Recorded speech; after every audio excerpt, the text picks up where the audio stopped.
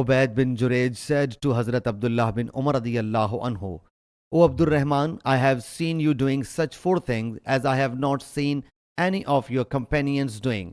Hazrat ibn Umar radiyallahu anhu asked, O Ibn Jurayj, what are they?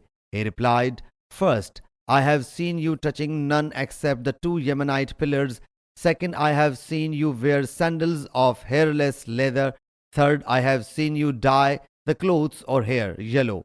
Fourth, in Makkah Mukarramah the people put on ihram on sighting the moon, but I have seen you wear ihram on 8th of Zulhajj.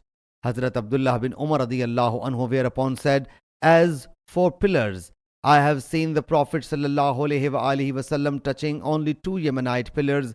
As for sandals of leather without hair, I saw Allah's Apostle sallallahu alaihi wasallam wearing shoes of leather without hair and performing ablution wearing them. As for yellow color, I saw Allah's Apostle sallallahu alaihi wasallam dyeing with this color. As for wearing ihram on the 8th Zulhajj, I saw Allah's Apostle sallallahu alaihi wasallam wearing ihram when his she-camel would stand erect carrying him. Sahih Muslim Hadith number 2810.